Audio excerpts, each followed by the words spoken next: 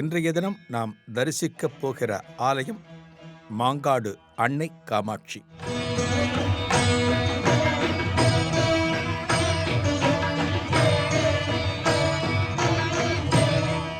சென்னை மாநகரத்துக்கு பெருமை சேர்க்கும் விதத்தில் அமைந்துள்ள அம்மன் ஆலயங்கள் ஏராளம்.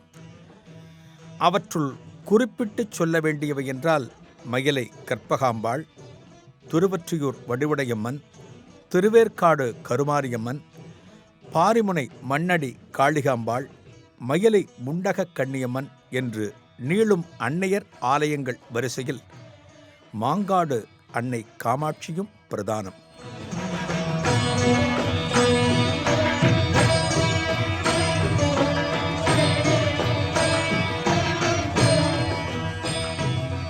அன்னை காமாட்சி என்று சொன்னாலே அனைவருக்கும் காஞ்சியில் கோயில் கொண்டிருக்கும் காமாட்சிதான் நினைவுக்கு வருவாள்.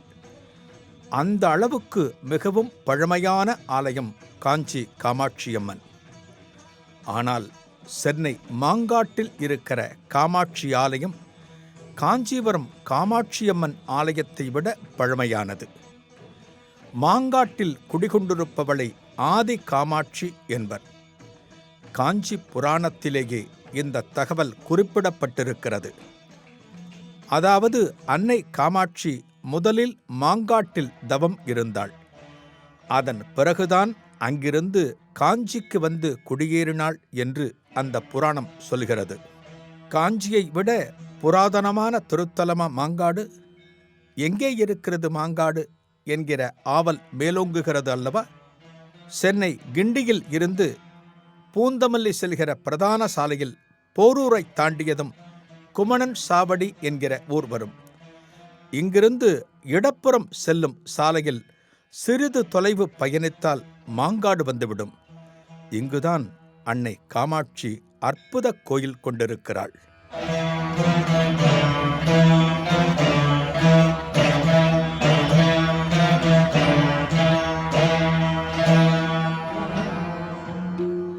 காமாட்சி அன்னை இங்கு வந்து அமர்ந்தது எப்படி?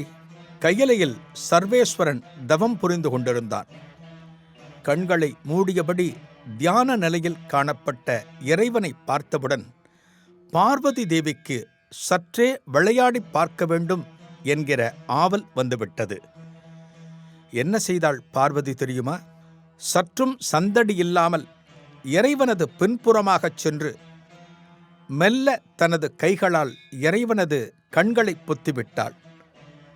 இறைவனது இந்த செயலை ரசிக்க முற்பட்டாள். ஆனால் பார்வதி தேவியின் இந்த செயல் விபரீதத்தில் முடிந்தது. பிரபஞ்சத்தையே காத்து அருளும் ஈசனின் விழிகள் சற்றென்று மூடப்பட்டதால் இருண்டு போனது உலகம். எங்கெங்கும் இருள் சூழ்ந்தது. ஒரு கணம் பிரபஞ்சம் இருளான காரணத்தால் சர்வேஸ்வரன் கோபம் முழுக்க தேவியின் மீது திரும்பியது.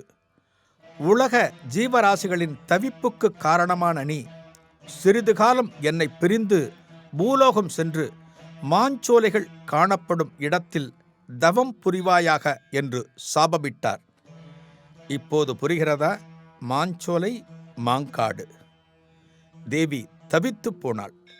என்னை மன்னித்து விடுங்கள். அறியாமல் செய்த இந்த பிழைக்கு சாபமா? சாப விமோச்சனம் தந்தருளுங்கள் என்று வேண்ட, கவலைப்படாதே, சக்தி இல்லையேல் சிவமில்லை. தவம் என்னை திருப்தி செய்யும் காலத்தில் யாமே பூலோகம் வந்து உன்னை திருமணம் செய்து கொள்வோம், கையிலாயம் திரும்புவோம் என்று சொன்னார்.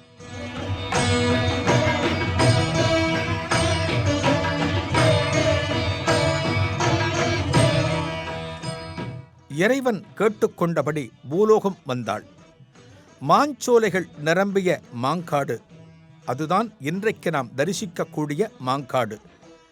இந்த பகுதிக்கு வந்து தன் தவத்திற்கு ஏற்ற இடத்தை தேர்ந்தெடுத்தாள். தான் செய்த தவறுக்கு தன்னை மன்னித்து இறைவன் ஏற்று மனம் புரிந்து கொள்ள வேண்டும் என்கிற பிரார்த்தனையோடு மாங்காட்டில் தவத்தை துவக்கினாள் அன்னை பார்வதி தேவி.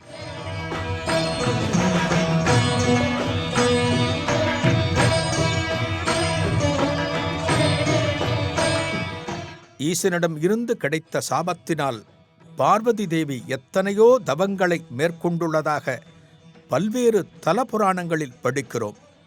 ஆனால் அன்னை இந்த தவங்களிலேயே மிக கடுமையான தவமாக இந்த மாங்காட்டு தவம் சொல்லப்படுகிறது.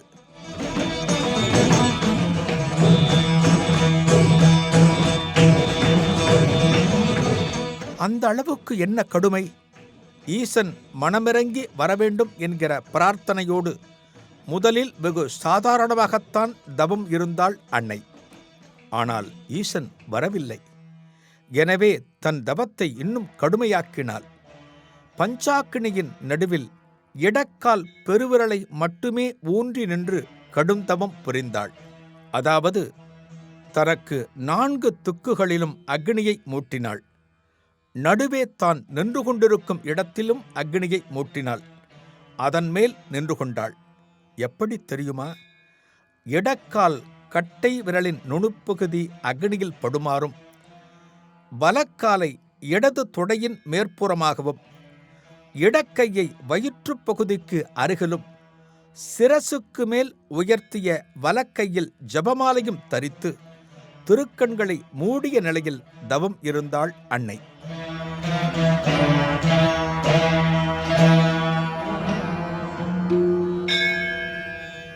பார்வதியின் கடும் தவத்தைக் கண்டு அவளுக்கு மனமிறங்க முற்பட்ட இறைவன் கையிலையில் இருந்து இறங்கி வந்தார். தேவியை மனம் முடித்து தன்னுடன் அழைத்துச் செல்ல மாங்காடு வந்து சேர்ந்தார் ஈஸ்வரன்.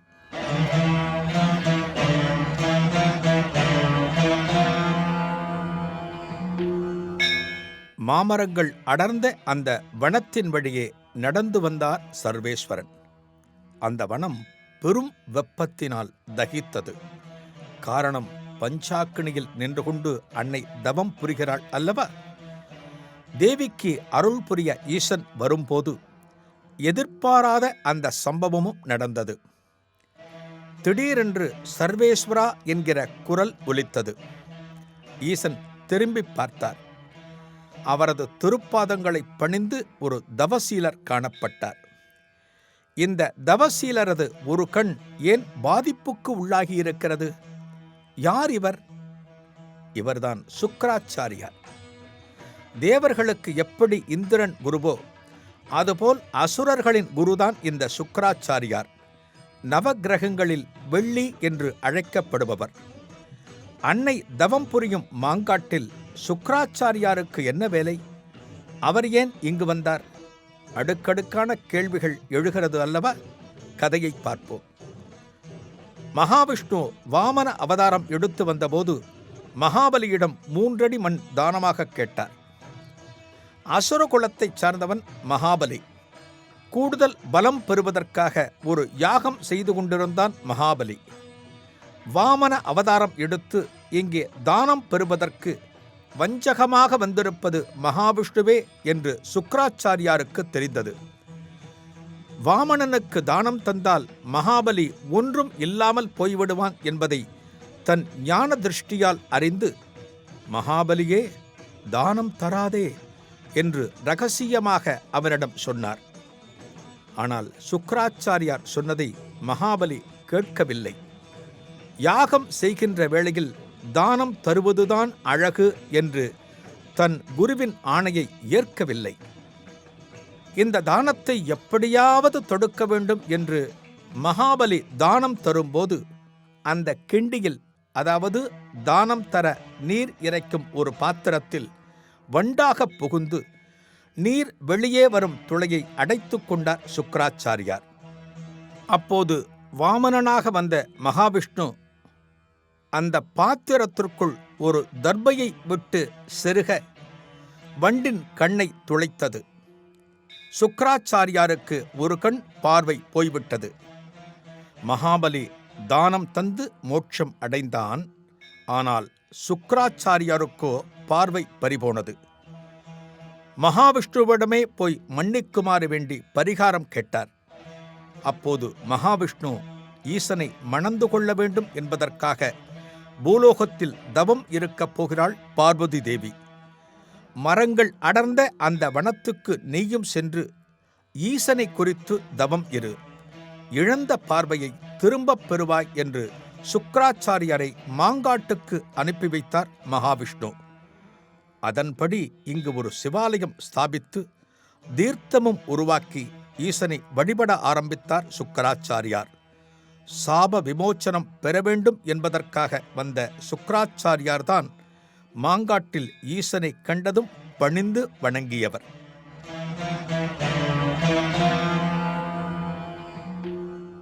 சர்வேஸ்வரனை பொறுத்தவரை அவர் இப்போது மாங்காட்டுக்கு வந்திருப்பது தேவிக்கு சாப விமோச்சனம் கொடுத்து அவளை ஏற்றுக்கொண்டு திருமணம் செய்து கொள்வதற்காக. ஆனால் வழியில் சுக்கிராச்சாரியார். உறவு முக்கியமா, பக்தன் முக்கியமா? தெய்வங்களுக்கு தன்னை வணங்கும் பக்தர்கள்தான் முக்கியம். அந்த வகையில் சுக்கிராச்சாரியாரை ஆசிர்வதித்து அவருக்கு சாப விமோச்சனம் அளித்தார் இறைவன். இழந்த பார்வையை மீண்டும் பெற்றார் சுக்கிராச்சாரியார்.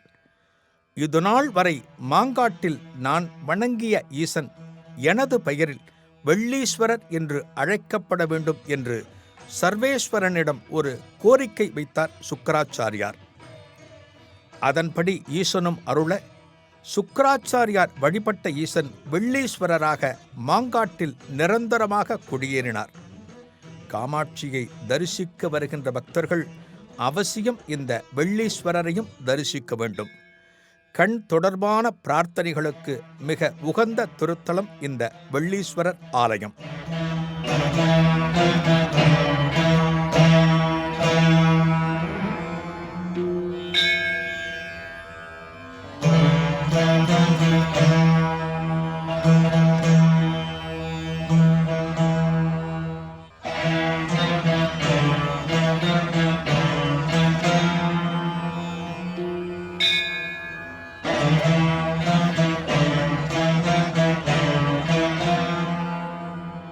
தனக்கு சாப விமோச்சனம் தரவந்த இறைவன் வழியில் வேறு யாருக்கோ சாப விமோச்சனம் கொடுத்து அருளியிருக்கிறாரே என்று பஞ்சாக்கினியில் நின்று கொண்டு ஒற்றைக்காலில் தவம் செய்த அன்னைக்கு கோபம் வந்தது. சுக்கிராச்சாரியாருக்கு அருளிய ஈசன் பார்வதி தேவியிடம் வந்தார். அன்னையிடம் சொன்னார், காஞ்சிக்கு வந்துவிடு, அங்கு உன்னை மனம் செய்து கொள்கிறேன். சொல்லிவிட்டு காஞ்சியை நோக்கி நடையை கட்டினார் சர்வேஸ்வரன். தனக்கு சாப விமோச்சனம் தருவதாகச் சொன்ன மாங்காட்டில் விமோச்சனம் கிடைக்கவில்லையே, காஞ்சிக்கு நம்மை அலைக்கழிக்கிறாரே என்று அன்னையும் அக்னியில் இருந்து ஆவேசமாக வெளிவந்து காஞ்சியை நோக்கி புறப்பட்டார்.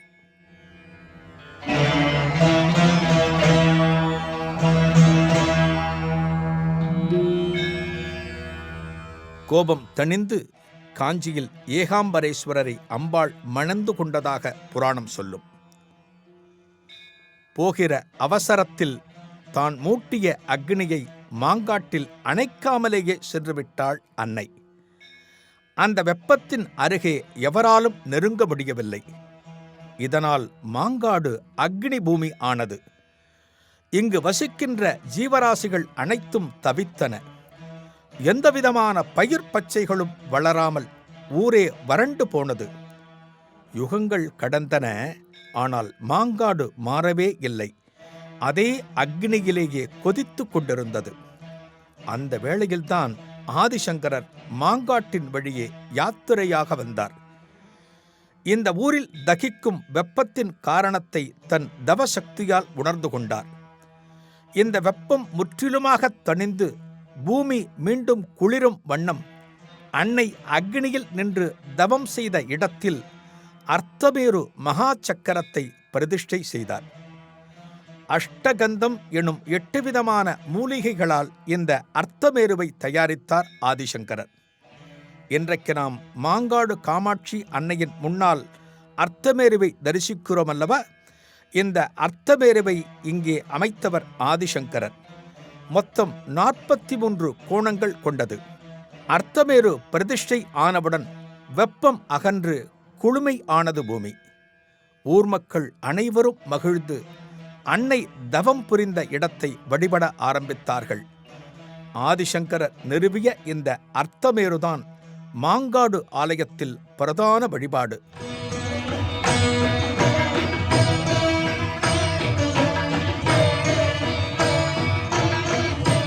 இந்த அர்த்தமேருதான் மாங்காடு ஆலயத்தில் பிரதான அம்பாளாக பாவிக்கப்படுகிறது. அர்த்தமேருவின் பின்புறம் அம்பாளின் பஞ்சோலோக உற்சவர் ஆதி காமாட்சி.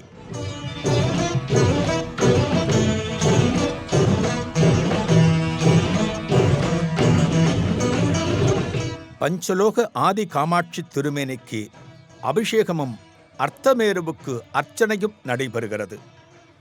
அர்த்தமேருவுக்கு சந்தனம் புனுகு சார்த்தி குங்கும அர்ச்சனை செய்கிறார்கள். இந்த அர்த்தமேருவுக்கு 18 முழத்தில் புடவை அணிவித்து வணங்குகிறார்கள் பக்தர்கள். காஞ்சிக்கு சென்று இறைவனை காமாட்சி மனம் புரிந்து கொண்டாலும் அதற்கு முன்னாலேயே அன்னை எழுந்தருளிய தலம் என்பதால் மாங்காட்டில் உள்ள தேவி ஆதி காமாட்சி என்று அழைக்கப்படுகிறாள். மாங்காட்டில் காமாட்சியை 4 விதமான திருக்கோலங்களில் தரிசிக்கலாம். ஆச்சரியமாக இருக்கிறது அல்லவா? நன்றாக கேளுங்கள். 1. அர்த்தமேரு பிரதான கருவறையில் தரிசிக்கலாம். 2. ஆதி காமாட்சி அர்த்தமேருவின் பின்னால் இருக்கின்ற பஞ்சலோக காமாட்சி. 3. தபசு காமாட்சி பஞ்சாக்கினியின் நடுவில் ஒற்றை கால் வைத்து இன்னொரு காலை மடித்து தவநிலையில் இருக்கும் விக்கிரகம். வெளியே மண்டபத்தில் இந்த திருமேனியை தரிசிக்கலாம். 4. தீபக் காமாட்சி கருவறையில் ஆதி காமாட்சி விக்கிரகத்தின் அருகே சுடர்விட்டு பிரகாசிக்கும் காமாட்சி விளக்கும் அம்மனாகவே பாவிக்கப்படுகிறது. ஆக மாங்காடு வருகிற பக்தர்கள் இந்த 4 காமாட்சி தேவியர்களையும் தரிசிக்க வேண்டும். பஞ்சலோக உற்சவர் ஆதி காமாட்சி விக்கிரகம் இங்கு பிரதிஷ்டை ஆனதற்கும் ஒரு கதை உண்டு. பல வருடங்களுக்கு முன் நடமாடும் தெய்வம் காஞ்சி மகா பெரியவர் மாங்காட்டின் வழியே யாத்திரை வந்தார். அப்போது மாங்காடு ஆதி காமாட்சி ஆலயம் எவரும் கவனிப்பார் இல்லாமல் இருந்திருக்கிறது. ஓர் இரவு வேளையில் இந்த ஆலயம் வழியே சென்ற மகா பெரியவாளுக்கு அர்த்தமேருவில் ஆதி காமாட்சி தரிசனம் தந்தாள். பக்தர்கள் ஆலயத்தினுள் வந்து இந்த ஆதி காமாட்சியை தரிசிக்க முடியாமல் இருந்த சூழ்நிலையை பார்த்து வேதனைப்பட்டார் மகாபெரியவா. உடனே அந்த இரவு வேளையிலேயே ஆலயத்தின் அர்ச்சகரை வரச் சொன்னார். அம்பாளுக்கு நெய் தீபம் நித்தமும் ஏற்றச் சொன்னார். அர்த்தமேருவுக்கு புடவை அணிவித்து வழிபடச் சொன்னார். கூடவே பஞ்சலோகத்தில் ஒரு காமாட்சி விக்கிரகத்தை வடித்து அதை அர்த்தமேருவின் பின்னால் வைத்து வழிபடுமாறு அறிவுறுத்தினார்.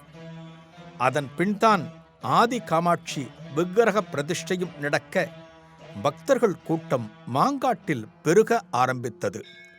ஆதிசங்கரரும் கலியுக சங்கரரும் காமாட்சியின் பரிபூரண தரிசனம் பெற்று இன்றைக்கு இந்த ஆலயத்தை நமக்கு தந்திருக்கிறார்கள் என்பதை நாம் மறந்துவிடக்கூடாது. ஒற்றை விரலில் நின்று அம்பாள் செய்யும் தவத்துக்கு எந்தவிதமான இடையூறும் இருக்கக்கூடாது என்பதற்காக தன் கரத்தில் சுதர்சன சக்கரம் ஏந்தி பெருமாள் காவலாக இருந்தாராம். அந்த பெருமாளே வைகுந்த பெருமாளாக மாங்காட்டில் அருளி வருகிறார்.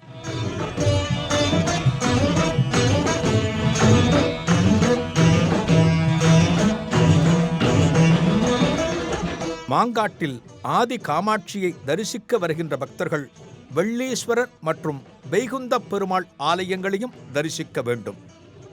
மாங்காடு காமாட்சி ஆலயத்தில் எல்லா நாட்களிலும் பக்தர்கள் கூட்டம் நிரம்பி வழியும்.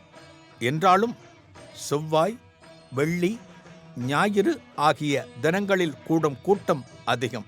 திருமணத்தடை, குழந்தை பேறு உள்ளிட்ட பிரார்த்தனைகளுக்கு நித்தமும் வந்து வணங்குகின்றனர். 6 வாரங்களுக்கு 2 எலுமிச்சம் பழங்களை எடுத்து வந்து அன்னை காமாட்சியை வணங்கும் முறை இங்கு பிரசித்தம்.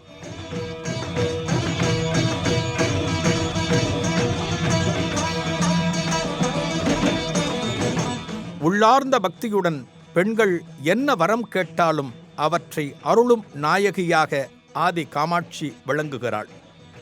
ஆதிசங்கரருக்கு ஆலயத்தில் விக்கிரகம் உண்டு. தல விருட்சம் மாமரம். சித்திரை 10 நாட்கள், தமிழ் மற்றும் ஆங்கில புத்தாண்டு தினங்கள், தீபாவளி, பொங்கல், ஆனைத் திருமஞ்சனம், மாசிமகம் போன்ற எண்ணற்ற திருவிழாக்கள் ஆலயத்தில் வெகு சிறப்பாக நடத்தப்படுகிறது. காலை 6 மணி முதல் நண்பகல் 1:30 மணி வரையிலும், மாலை 4 மணி முதல் இரவு 9 மணி வரையிலும் ஆலயம் திறந்திருக்கும். ஆலயத்தில் என்ன நேர்த்திக் கடன்களை செலுத்தலாம்? இந்த காமாட்சி அம்மனுக்கு, அதாவது ஸ்ரீ அர்த்தமேரு ஸ்ரீ சக்கரத்திற்கு புடவை சாத்துதல், பாலபிஷேகம், அன்னதானம் செய்தல் ஆகியவை பக்தர்களால் அதிகம் செய்யப்படுகிறது. அபிஷேக கோலத்தில் இந்த அன்னையை தரிசித்து ஆனந்தம் பெறுகிறார்கள். கோபம் ஒரு வகை குணம்தான், இறைவனும் அதற்கு விலக்கல்ல என்று பார்த்தோம். மாங்காடு தல வரலாற்றில் அப்பனுக்கும் கோபம் வந்தது, அம்மைக்கும் கோபம் வந்தது. ஆனால் இறுதியில் எல்லாம் நன்மைக்கே என்று ஆனது. அதுபோல இறைவனுக்கு நாம் செய்கிற எந்த ஒரு செயலும் நன்மையில் முடிகின்றனவாக இருக்க வேண்டும். எவருக்கும் சங்கடத்தை தந்துவிடக்கூடாது. ஆதி காமாட்சியை வழிபடுவோம், அவள் அருளை அபரிமிதமாகப் பெறுவோம்.